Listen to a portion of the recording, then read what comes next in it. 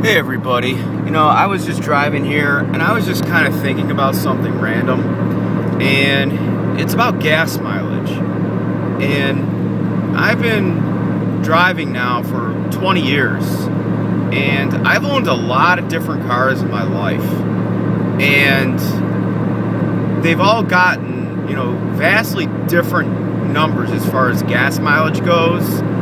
And I'm trying to just put it all together and trying to figure out, why certain vehicles get the gas mileage they do and whatnot. So I'm just going to start off. It's not necessarily all in order from the first car to the most recent. I'm definitely going to be skipping some, and I'm just going to go over a few of them. So the first car I'm going to talk about is the first car I ever owned in my life. I got my first car when I was a senior in high school, and it was a hand-me-down from my dad. It was a 1986 Cutlass Supreme. It had a 307 V8, and it was very slow. I mean, considering that was a V8, it was a dog.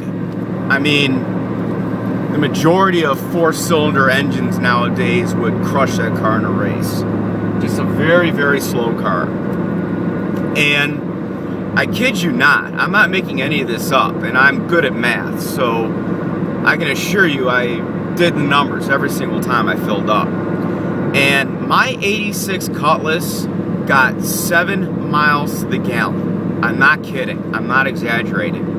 And that was with normal driving. I didn't race the car. I didn't, do anything crazy. Just normal driving.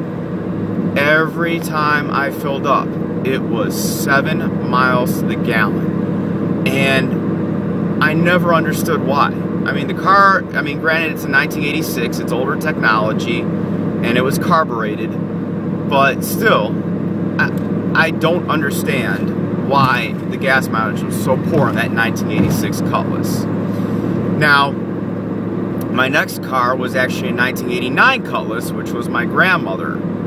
It was her car originally, and in '89, Oldsmobile completely redid the Cutlass Supreme, and it was a 3.1 liter V6 fuel injected, and that car was actually a factory freak for a 3.1. It actually had some balls. But anyways, to go back to gas mileage, it got much better gas mileage than my 86 Cutlass did. I mean, granted, okay, it's 3 years newer, it's a smaller engine, it's fuel injected. But weight-wise, they were fairly close. They were comparable, and that car got, I would say, mid-20s to the gallon. Now, to go over a couple other cars that I've owned in my lifetime, I used to have a 1987 Mustang 5.0 LX, and it was good for about low 20s to the gallon. And here it is, basically the same generation as my 86 Cutlass, 1 year newer. It was fuel injected, but it was the same size engine, and there it is with more horsepower, about the same weight, getting triple the gas mileage. And I just think that's really strange. And then also in my life, I owned a 1986 Honda Accord LX. It was a 5-speed manual. It had a 2-liter 4-cylinder engine. It was carbureted. And I'm not kidding, that car got approximately 40 miles to the gallon. I am not joking. That car actually got 40 miles to the gallon consistently. And now that's an 86, carbureted, fine, it's a 2-liter 4-cylinder engine, but let's fast forward to today. And let's think about, the average gas mileage that a 4-cylinder car gets today. Mid-30s, something like that. And, we're talking, 25 years later, 25 years newer technology and fuel injected. So why are these cars getting such lousy gas mileage when you think about it? I mean, it just doesn't make any sense to me. It doesn't add up. And here's another car I owned in my life. I've owned so many cars, it's ridiculous.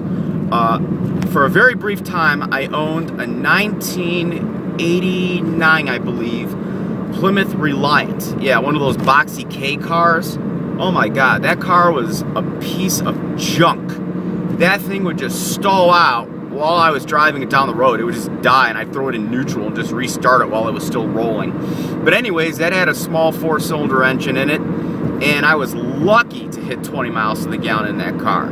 It was terrible.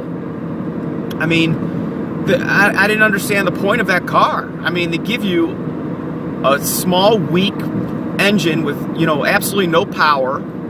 The car has no features on the inside. It's very poorly constructed, and it gets lousy gas mileage. So why would anybody want that car? I don't get it. I mean, I bought it as a winter beater for 1 year, and it is what it served its purpose. So I really didn't care. But as far as the topic of gas mileage goes, I don't get it. And then my 2003 Toyota Echo was a 5-speed, obviously fuel injected. It was a 1.5, something like that. And that car got about 40 miles to the gallon. So how was it that my 2003 Toyota Echo with a smaller engine, much newer than an 86 Accord that was carbureted with a 2-liter engine, how was it that the Echo did not get any better gas mileage than my 86 Accord? Once again, it just doesn't make any sense to me. And then, okay, right now I'm driving my 1998 Camaro Z28, and this car gets about 20 miles to the gallon. And we're talking about a car that, has a lot of power. It's a 5.7-liter engine.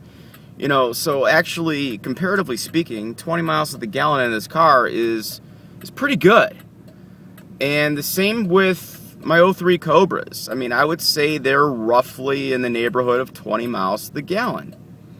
So all I'm getting at here is the discrepancies between the age of these cars, the size of their engines, the differences in technology, in horsepower, the weight of them. It just doesn't add up.